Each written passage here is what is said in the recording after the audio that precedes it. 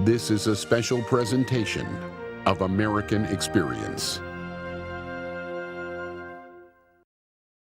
Major funding for American Experience is provided by the Alfred P. Sloan Foundation. National corporate funding is provided by Liberty Mutual and the Scotts Company. American Experience is also made possible by the Corporation for Public Broadcasting and by public television viewers. Funding for the re-release of Eyes on the Prize, made possible by the Ford Foundation and the Gilder Foundation.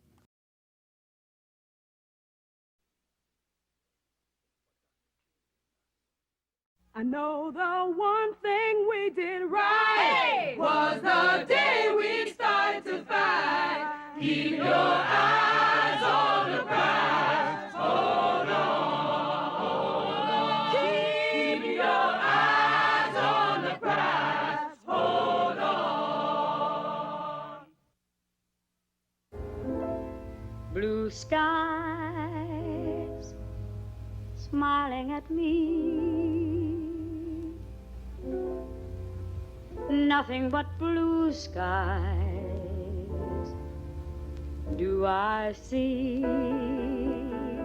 When Brown against the Board of Education was decided in 1954, I happened to be downtown in Nashville, Tennessee, with my high school teacher, and we were buying some materials for the senior class play. I was graduating that year. And I saw the headline on the case, and I said to my teacher, you know, this means that next year all the kids will be going to school together. And, well, you know, they won't have to be going to separate schools. And she said, it's not going to happen quite that fast. Not next year. No more segregation. No more segregation. 10 years after the Supreme Court ruled school segregation unlawful, the fight for black progress had moved north to Boston, Massachusetts. When we fight about education, we're fighting for our lives. We're fighting for what that education will give us. We're fighting for a job. We're fighting to eat. We're fighting to pay our medical bills. We're fighting for a lot of things. So this is a total fight with us. By the 1960s, a small but growing number of parents and teachers were complaining about conditions in the schools. Here I was, a brand new teacher coming into my first teaching experience, and I walked into this old building built in 1842, named after a wonderful New England writer, Louisa May Alcott, and I had 42 students, 36 seats. We didn't have new crayons. We had a box of old Nubley crayons. Pencils had to be collected at the end of the day so you would have enough for the children for the next day. There wasn't enough white paper. Books were often in short supply and sometimes contained lessons that damaged. And here was this book I found, which had, it had the word niggers in it, 10 little niggers sitting on a fence, 9 little niggers playing in a line, and it was just like 10 little Indians, 9 little Indians, and it was very offensive.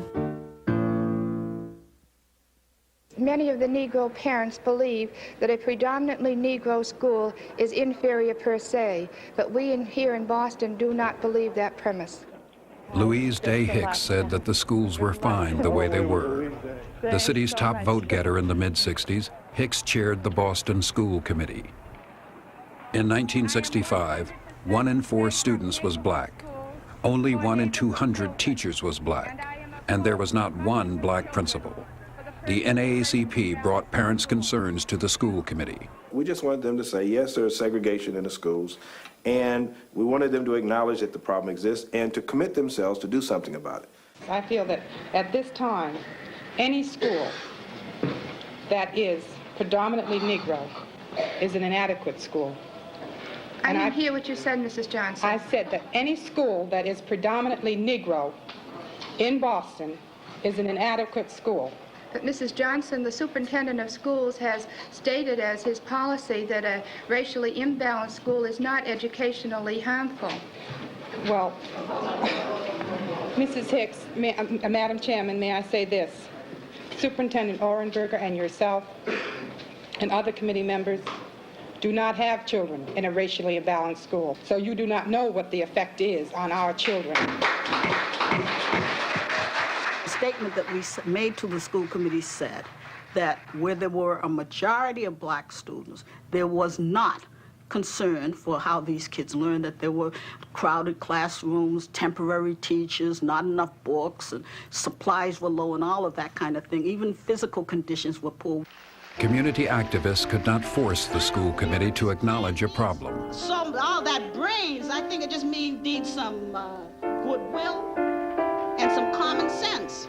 Parents responded with a variety of strategies throughout the mid-60s. They organized one-day school boycotts in freedom schools, but short-term protest was not enough. They ran candidates for the school committee, but they lost. They pushed through a state law outlawing racially imbalanced schools, but the school committee refused to enforce it. Not yet 15% of the city, blacks were a minority too small to strongly influence elections or elected officials. So parents took matters into their own hands. Some set up voluntary programs that moved children to empty seats in white schools. We decided that where there were a large number of white students, that's where the care went, that's where the books went, that's where the money went. So therefore, our theory was move our kids into that school where they're putting all of the resources so that they can get a better education. Kujichagulia means self-determination. Other parents took a different approach. Instead of working to integrate white schools, they established their own parent-run independent schools. Does anybody have any questions? No. Go to work. Parents saw that public education was not offering young people not only the strong education that they needed, but the social relationships, a recognition of who they were as African Americans just was not happening in the Boston public school system. So there was a real move community-wide to develop institutions that would meet both of those needs. The black community could not afford to transport all its students to white schools, nor to run its own school system. The battle for quality education would have to be fought in the public schools. That struggle had been going on for a decade. Black parents were not going to give up. The school committee was not going to give in, and most other city leaders did not want to get involved. I think it's not unfair to say that the business community, the financial community, and I would say the religious community took a walk in the early 1970s, leaving really only the politicians and the parents as the people who cared about the issue. And in a certain sense, the parents got pitted against one another, white neighborhoods against black neighborhoods, in a way that no one had ever bargained for. In 1972, under NAACP leadership, black parents filed a class action suit against the school committee in federal district court. A confrontation was looming that would change the city in ways never expected. We filed a lawsuit in the federal court because there was no other place for us to go. It was literally the court of last resort. Here we go, Boston! Here we go! Come on! In a city where neighborhoods were divided by race, desegregating the schools would mean busing children from one neighborhood to another. I wouldn't care if they were green or purple. It's the idea of putting my kid on a bus when I have a school right across the street from where they should go. I don't care what color they are.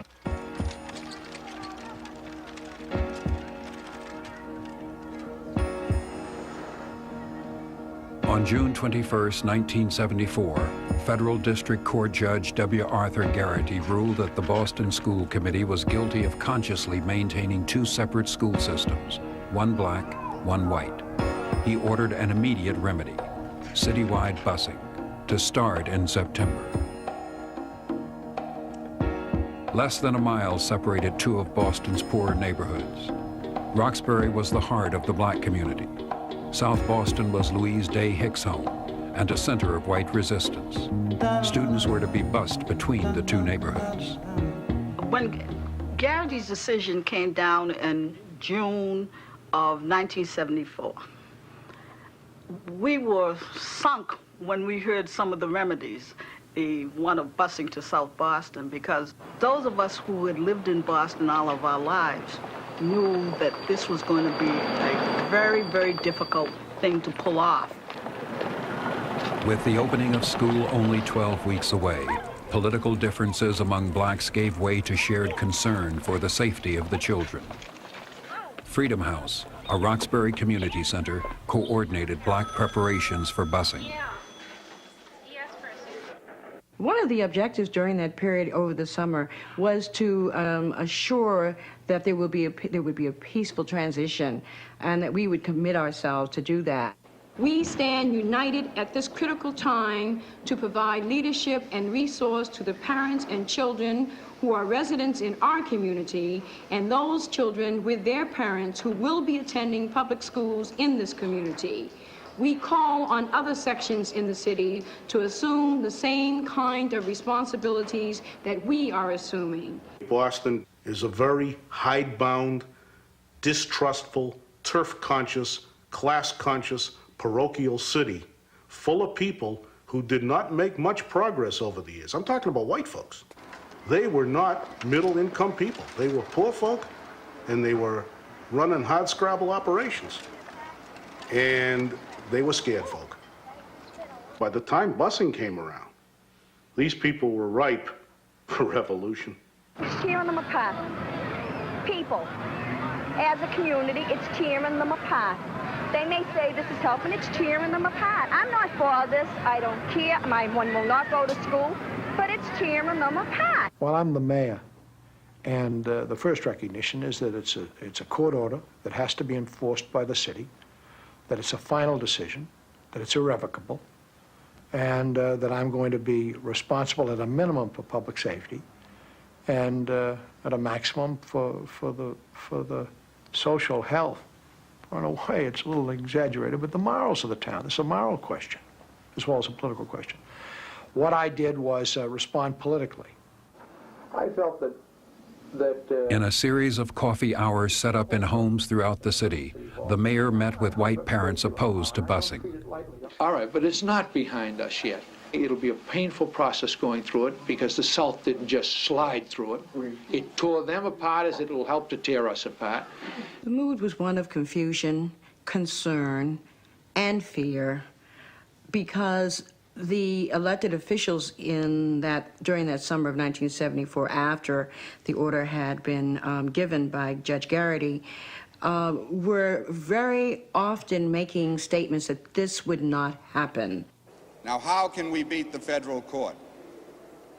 By getting some strong anti-busing legislation from Washington.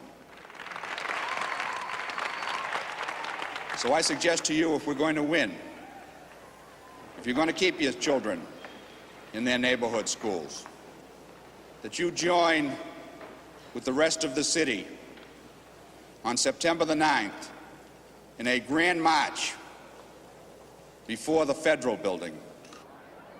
Just because I'm white doesn't mean that the 14th Amendment doesn't apply to me either. I am white and I want my rights.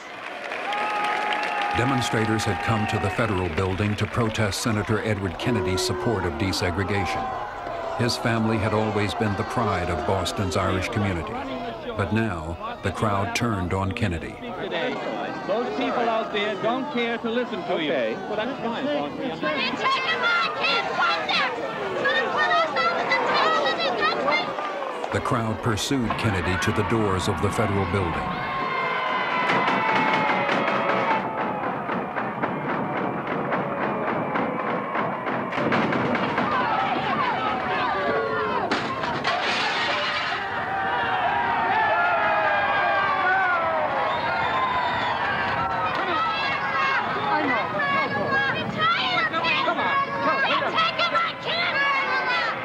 School was due to start in 3 days.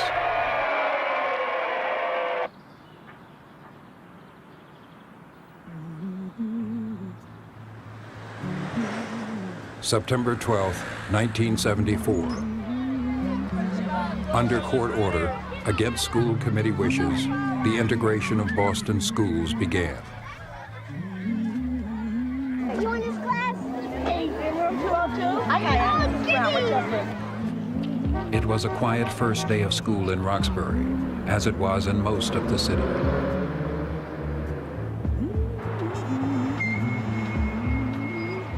A committee of black parents waited inside to greet the few white students who came to Roxbury High School.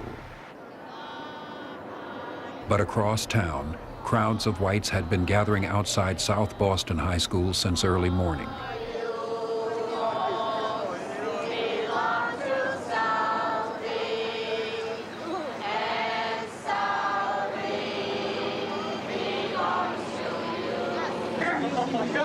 Gentlemen, let's go. Come on, go to school or go home. Come on, La Rosa, let's go. The school's headmaster had been at South Boston High for 9 years. Let's go, gentlemen. Come on, get in. You can tell us to leave, then we can tell kids not to go to school. Well, come on, let's go. Go to school or go home. Come on, Brian. Let's go. Go to school or go home. Let's go. Hey, when you leave, let's go.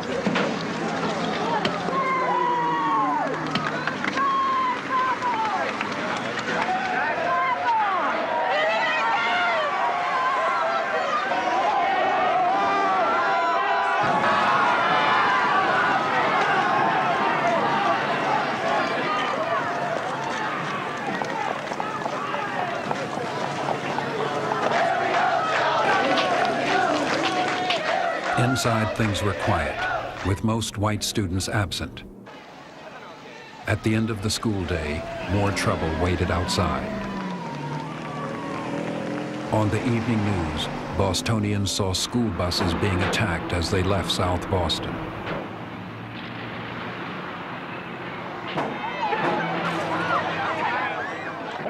Eggs at the window and try to hit people with them, and they was calling us black niggers. I want to say that my little boy got back safe, but the only reason, I don't think why they should bust these smaller kids across there and get all hurt up when they can't defend themselves. I feel like they should go over here to this school over here in Denver. Instead of busting them way across there, they can't defend themselves, they can't fight, they can't do nothing.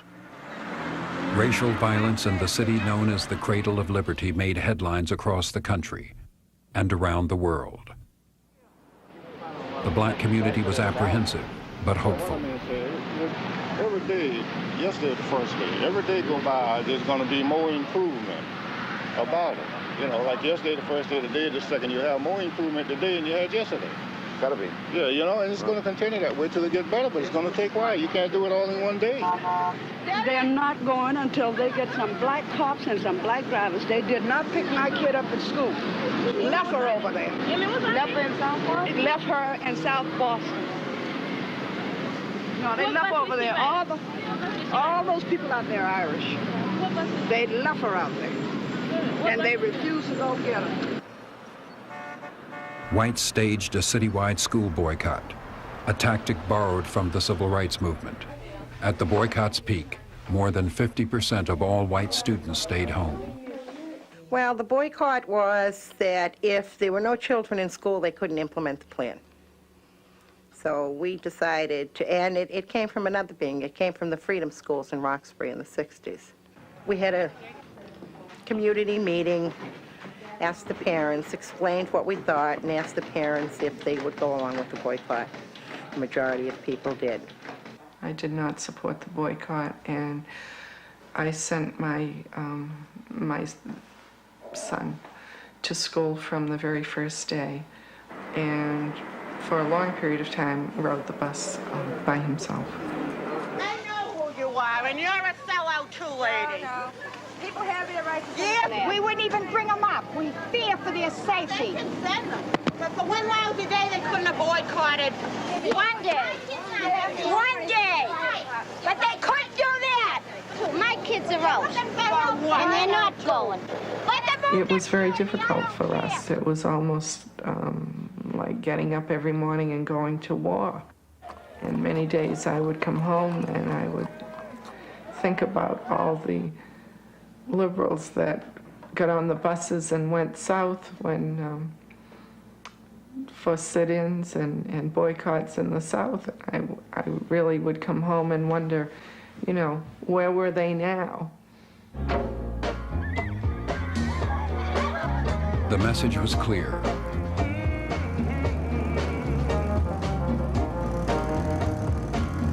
Whites opposed to change in the school system were not going to back down.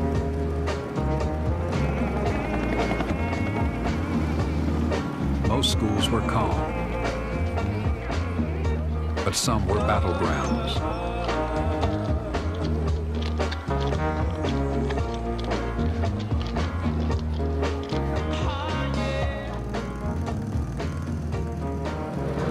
When we started up the hill, you can hear people saying, "Niggas go home." There were signs. They had made up signs saying, "Black people stay out. We don't want any niggers in our school." And there were people on the corners holding bananas like we were apes.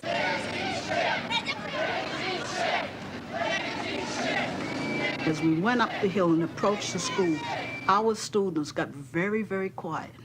Where they had been just like any other kid riding a bus, making noise, laughing, talking, suddenly as they approached this place, they got very, very quiet.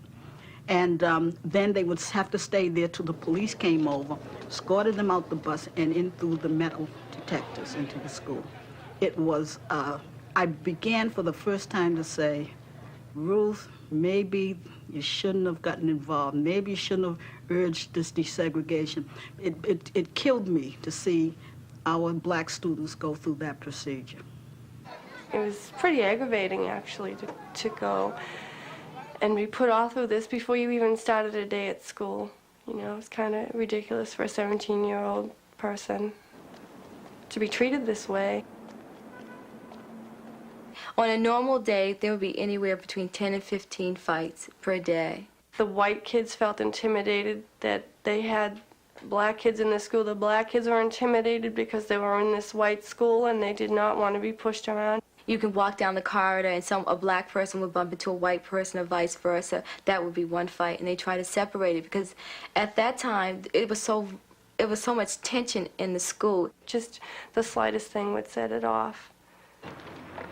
The NAACP surveyed black students on problems at South Boston High. About a week later, I was sitting in my office one night, and I reached into my briefcase, and here were these forms. So I took them out, and I began sort of absently to read through them. As I read through one after another of these forms, what I saw was that these kids couldn't spell.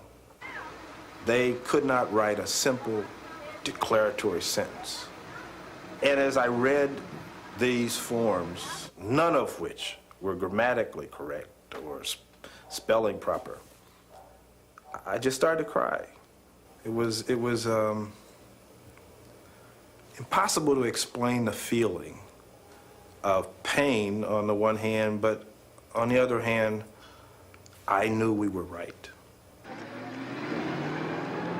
But the fight to correct years of miseducation was overshadowed by fear and violence.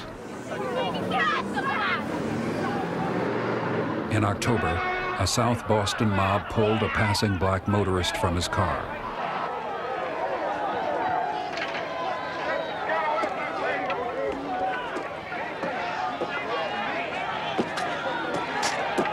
A policeman fired shots over the heads of the crowd and pulled the man to safety. Teach our kids to hate anybody. All we want for our kids is to love and to get a decent education and to live decently as human beings. But we're not even distinguished as human beings as far as East Boston goes or South Boston. We're niggers. And I would be damned if I had any child of mine exposed to anything like that. I wouldn't want my child to sit beside it because, see, I'm not going to teach it to hate. And that's what's happening. That's the lesson that those kids have been getting out there in South Boston. Stand beside Mommy, sweetie, and throw a rock at the nigger. For the first time, the mob violence in South Boston was echoed in Roxbury. Groups of black students roamed the streets, pelting white passersby with rocks. I deplore the violence that I've read about and seen on television. I think that's most unfortunate. Whites opposed to busing took heart from Gerald Ford's first press conference as president. I have consistently opposed forced busing to achieve racial balance as a solution to quality education. And therefore, I respectfully disagree with the judge's order. Boston was left on its own. The city's neighborhoods grew even more isolated and hostile. But this city should have been open to everyone, and it wasn't. And it was that fear that if you stepped out of your place, you could be attacked. There was no leadership that said it's off limits. I never heard any public official on the state level or on the city level come out and say, this is a good thing, we should all learn together, we should all live together. There was no encouragement from anybody. I call it complete official neglect. South Boston, December 11th, 1974. A fight at the high school between a black and a white student got out of hand. I remember the day Michael Faith got stabbed vividly because I was in the principal's office, and all of a sudden you heard a loud commotion and you heard kids screaming and yelling, saying, he's dead, that black nigga killed him, he's dead. Oh, geez, we were close enough that we saw there was blood, you know, on the hallway floor. White students left. Rumors spread. South Boston residents and others surrounded the school. The black students were trapped inside. Everybody but the police off the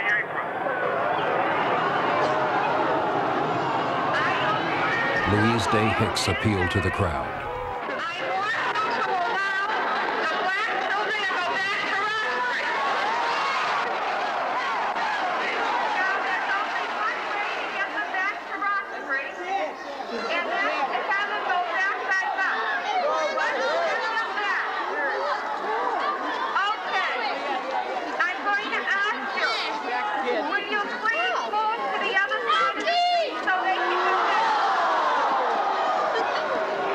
I remember the police cars coming up the street, attempting to, and turning over the police cars. And I was just amazed that they could do something like that. And the police tried to get horses up. They wouldn't let the horses get up. They stoned the horses, they stoned the cars. And I thought that day that we would never get out of South Boston High School.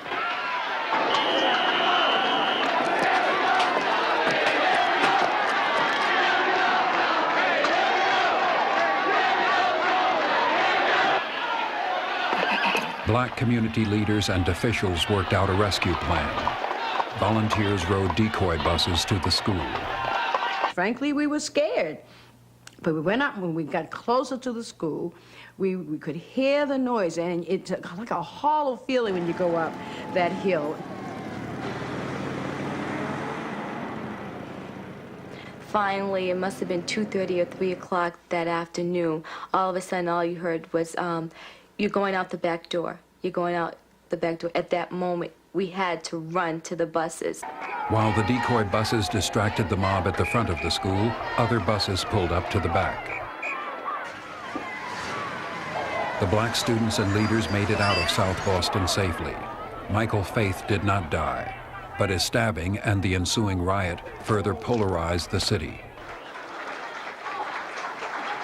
The school committee stiffened its resolve not to comply with the court order.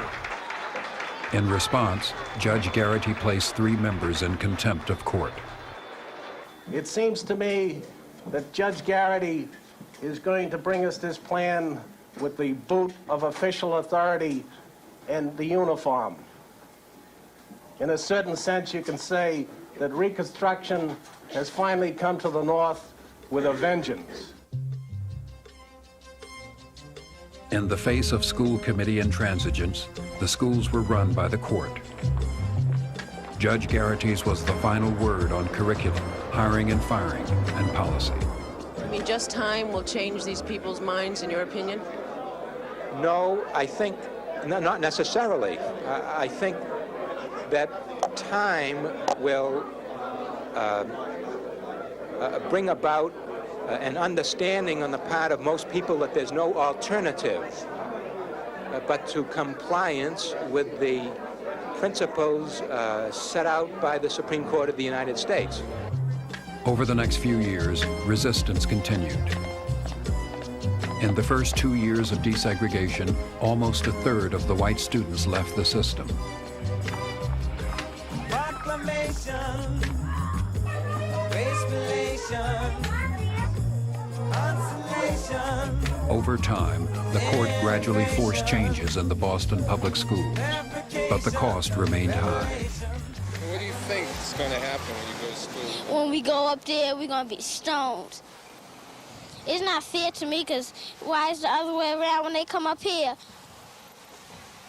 When they come up here, we won't mess with them, so why when we come up there, they mess with us? What do you think about the people of South Boston, Joanne? If you had a message you'd like to tell them, what would it be? I don't think it's fair. It's not fair to me.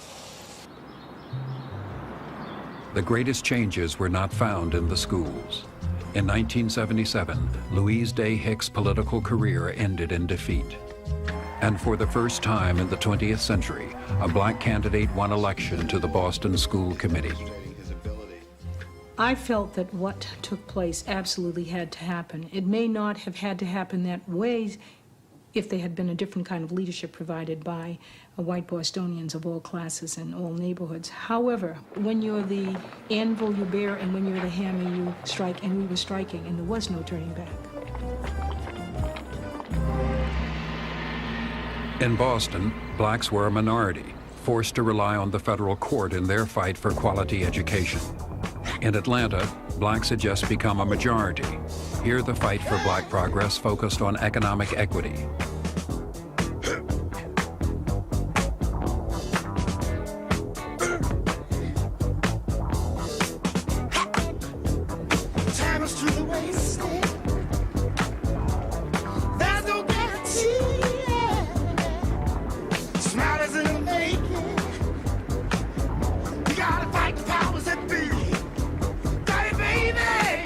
In October 1973, Atlanta made history. Maynard Jackson was elected the first black mayor of a large southern city. Never, never, never, never, never shall I let you down.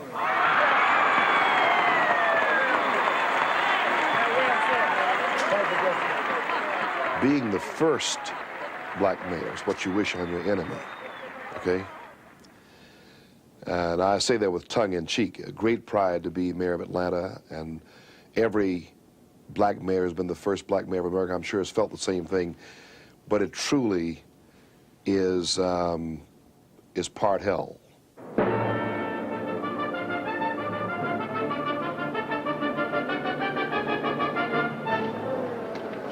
First of all, start with exaggerated black expectations.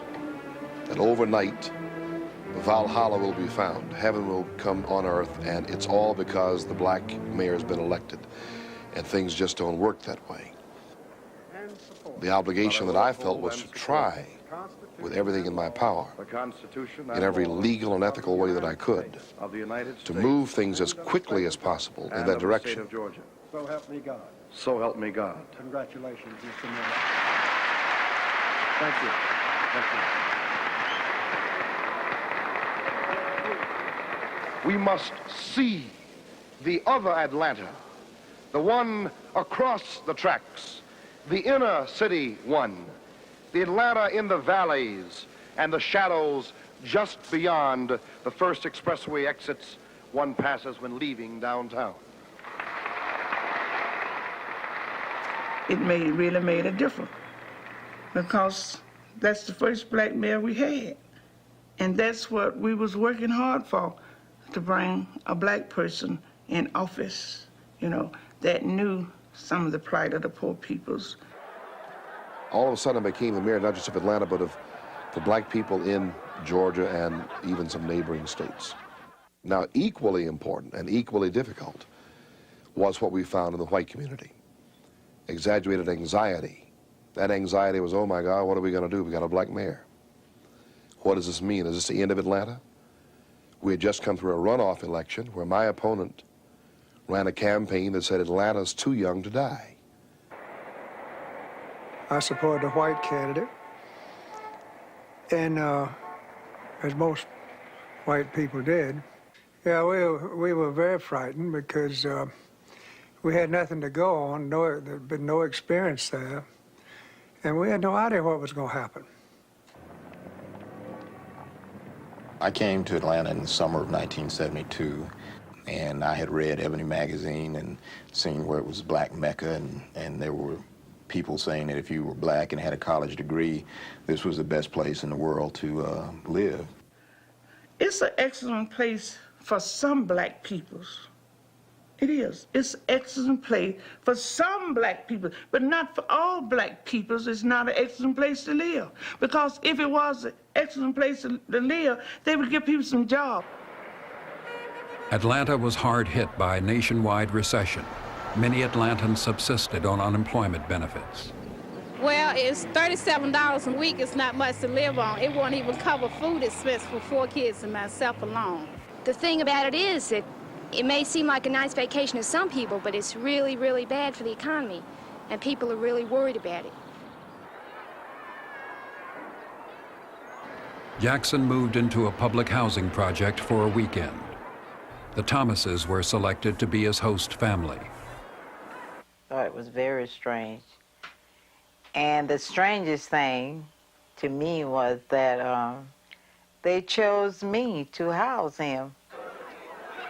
So when I got off from work, I came up to the edge of the apartments and I looked down in the court. And the court was just full of news media, just full of people. I know I couldn't go through that crowd, so I turned around and I went all the way down through the back. And I crawled up my back steps to get in my house to avoid the news media. But when I got in the house, then I seen, the mail coming. I know I had to open the door then. It was just a mob, really. Just a pew mob. Just fell all in the doors, standing all up on my furniture, so. We want to dramatize what are dramatically horrible conditions, so that people will understand when we begin to talk about dramatic changes and dramatic corrective action. So we're not just overreacting. The conditions here defy description. The mayor had limited impact on federally funded public housing. But Jackson did have the power to change the way the city operated. He hired more minorities and women. Officer Brett. He moved against discriminatory business practices.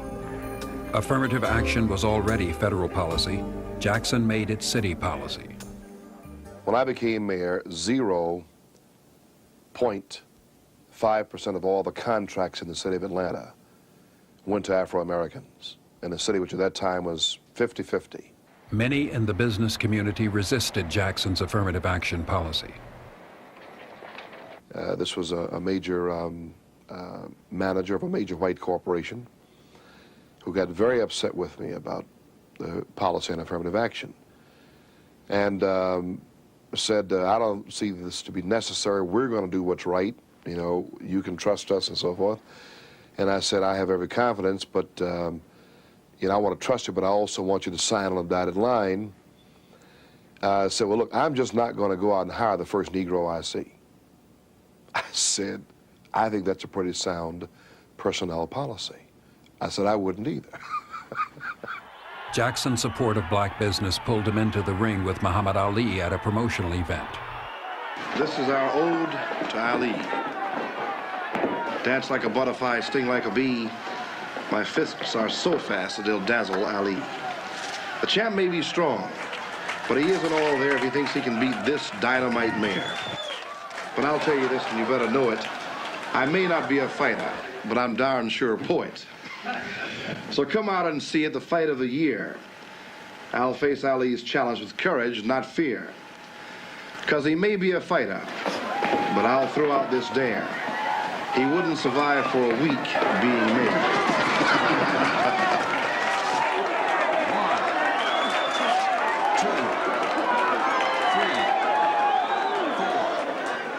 After the fight, Ali said it was the mayor's flowered boxing trunks that saved him. One thing is for sure, Ali has learned that you cannot fight City Hall. The challenge to Jackson's affirmative action policy was about to escalate. The issue, airport expansion.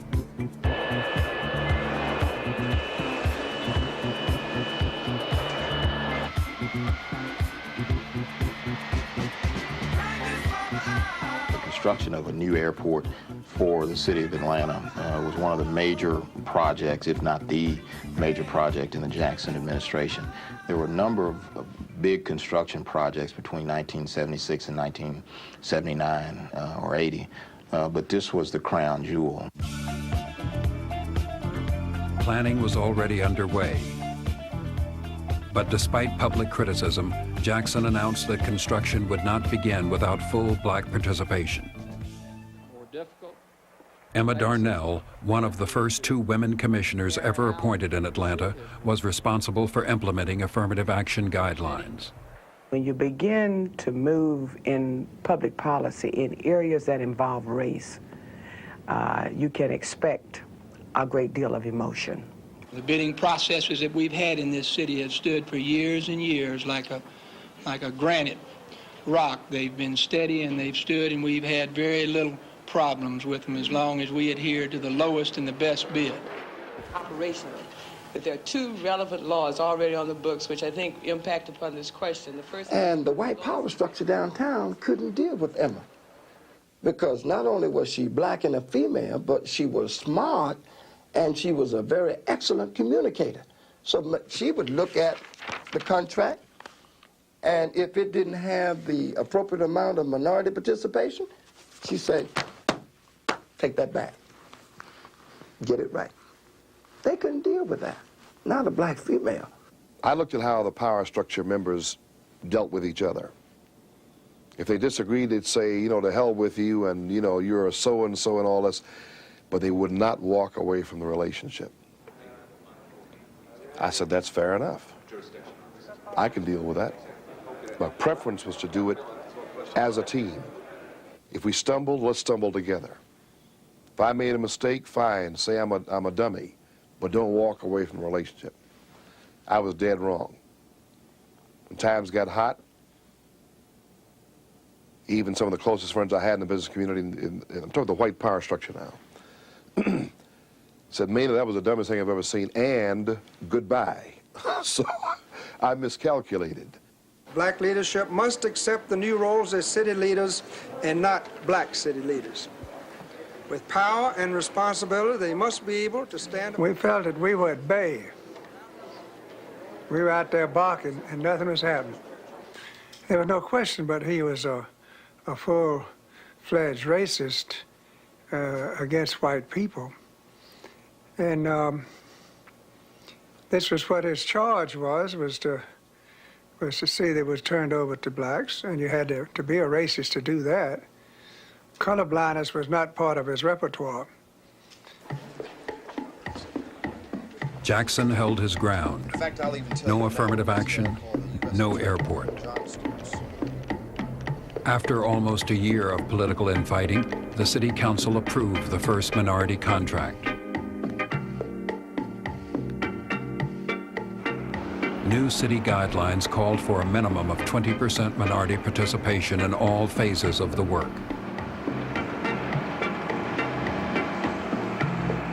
Affirmative action opened up opportunities for some, but times were still hard for Atlanta's working poor. Demanding higher wages, the city's sanitation workers went out on strike. I mean, he promised the money, and the money is there, so we may as well give it to us, or give us something.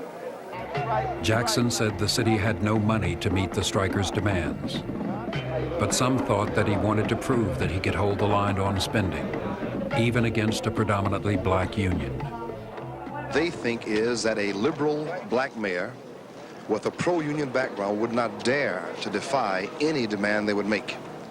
We didn't strike Maynard because he was black. We struck him because our folk were picking up garbage, working among maggots, and we felt that they needed to get paid for doing that. $7,000, $8,000, $9,000 a year, in our opinion, was not enough.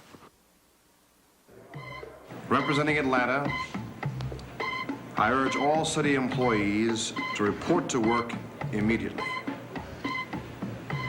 I emphasize that those who ignore this directive will be discharged. Jackson gave notice to 1,000 strikers, most of whom were black.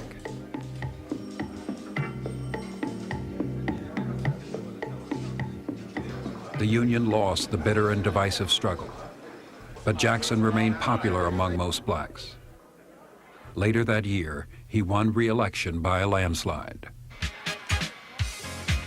4 a.m., September 21st, 1980. The first scheduled flight arrived at the world's largest passenger terminal. The midfield terminal of the Hartsfield International Airport was officially open.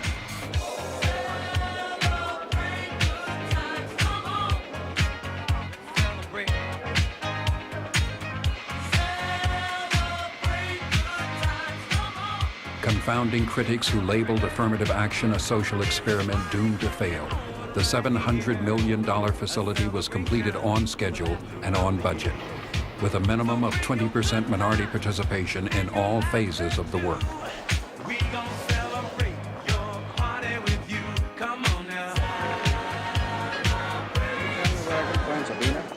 Affirmative action and the airport were major triumphs of the Jackson administration, but most blacks in Atlanta had not benefited. By the time the airport opened, Atlanta was the second poorest city in the country. There were clear limits to what local electoral power could achieve. Electing blacks to office was only the beginning. We were, for all practical purposes, engaged in a revolution. We knew that that's what it was. It was still the civil rights revolution. Those persons during the 60s laid down their lives and died to put us into these positions of power. We did not consider these positions of power to be ends in and of themselves. Dr. King taught us to remember our roots, remember our brothers and sisters who are still now locked in the dungeons of deprivation. Yet today he sees some black people who have escaped from poverty for the time being, and who also are trying to escape their duty to the poor. What it's about is what's on the inside. You know, have you really been deeply and permanently affected by the blood that has been shed in order for you to sit behind the desk?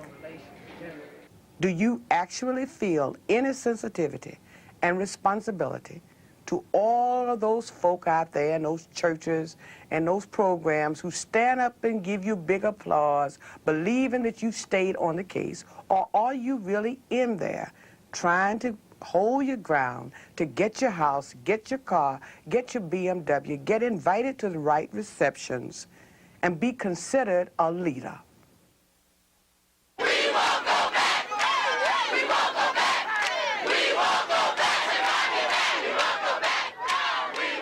October 1977.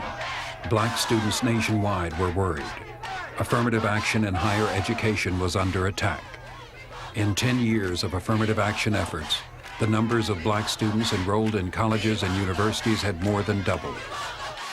When I went to Washington to run education in the Carter administration in 1977, one of the first things that happened was the head of my statistical agency came in to see me, and she said, "Good news, the college-going rate for blacks is equal to the college-going rate for whites for the first time in American history." Thank you for my bud. Thank you, Lord. Thank you for my bud. I thank you, Lord. Thank you for my good sisters. Thank you, Lord. So this was just wonderful news. And I thought to myself, boy, if we can just keep up this progress for the next few years, just think of how far we will have come. Black progress was facing a challenge. Alan Bakke was an engineer in his 30s when he decided to become a doctor. He was turned down by 12 medical schools, twice by the one at the University of California at Davis. Bakke sued Davis. He alleged its affirmative action program unfairly limited his chances of admission. But Toni Johnson was admitted to Davis Medical School. First in her family to attend college, she had gone to Stanford University on an academic scholarship and graduated in 3 years. When I was selected for UCA Davis and went into Davis, it was not until well into my first year that I had any idea that I had been selected through affirmative action. Certainly I had met all the criteria for regular entrance. Certainly there were other students, white students, who did not even meet the same criteria.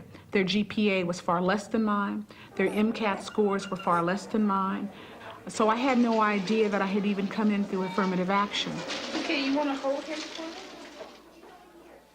I heard about Alan Bakke the very first year I was in medical school, but there was not much said other than there was a guy who wanted to get into our class, and he was really angry that he didn't get into the class, so he was going to sue. I think from the day Bakke walked in our door, we knew what was at stake.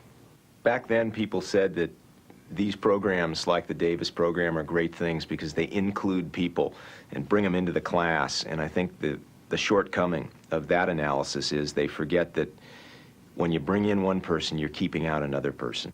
The Bakke case reached the Supreme Court and stimulated a national debate on affirmative action. I think we were making enormous progress before anyone conjured up this perversion of affirmative action. I believe there's been a good faith effort, too, on the part of most Americans to comply, to drop the blinders that too many of us have worn over the years. No, the progress has been made. But what we are now seeing, and what I fear, frankly, is a backlash, and a very serious backlash. You see this in unions, for example. You see this in colleges, even in colleges, where people are saying we must discriminate against someone who happens to be white and happens to be male. When you start talking about affirmative action as being preferential treatment, you have already set up a situation where anybody who is the beneficiary of preferential treatment will lose. If you say reverse discrimination against somebody, it already sounds like a bad thing is happening, and you don't focus on what the injustice was. If, in fact, women, blacks, Hispanics have been excluded, the question becomes, how do you include them? How do you make up for the legal wrong? Hundreds of people camped overnight on the steps of the Supreme Court to gain admission to what was being called the most important civil rights case since Brown versus Board of Education. Archibald Cox defended UCal Davis. He argued for using race as a factor in selecting qualified applicants, not to discriminate against whites, but to remedy the effects of generations of discrimination against blacks. Bakke's lawyer, Reynold Colvin, presented his client as one discriminated against because of his race. We believe that this is a case where an individual's rights have been deprived. We think one of the more unfortunate things about the Bakke case is that it became the vehicle for educating, or should I say miseducating, the public about affirmative action. The public learned about affirmative action almost literally for the first time through sound bites, 10-second sound bites on television with people polarized against one another. As a result, what is really a quite complicated concept, one hard enough to explain even if you have a lot of time, became digested as an element of unfairness. The Supreme Court handed down a divided decision. The only thing clear was that Bakke would be admitted to Davis. Affirmative action was found permissible but not mandatory. Civil rights advocates worried that the court had backed off from unequivocal support. Did this signal a change in the way that America looked at civil rights? You think it's going to be bad for minorities? I think it's going to be definitely bad for minorities. I think people would instead of, the sincerity involved in really going out and getting minority students into different professional schools, that sincerity will be lost, all right, since there is a legal precedent stated now that, it sort of kills the thrust of the program. By 1979, the climate of opinion had changed almost completely in the country on issues related to civil rights and the advancement toward equality for blacks in American society. For example, people would say, well, we can't have equal opportunity and excellence at the same time.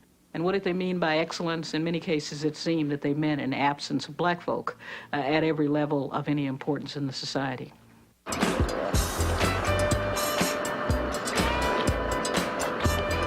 For many Americans, the cost of remedying a history of discrimination was too high. For others, the cost of turning back were all too clear.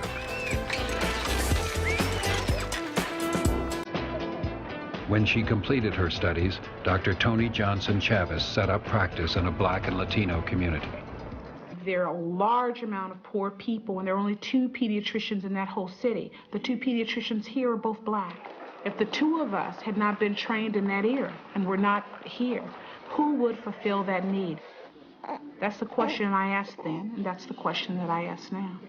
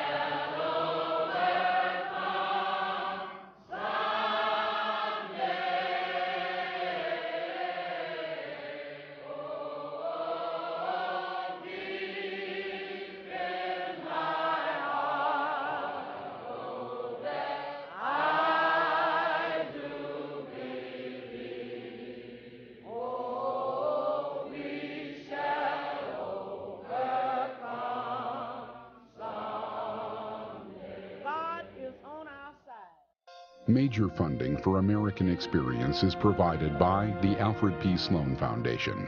National corporate funding is provided by Liberty Mutual and the Scotts Company. American Experience is also made possible by the Corporation for Public Broadcasting and by public television viewers. Funding for the re-release of Eyes on the Prize, made possible by the Ford Foundation and the Gilder Foundation.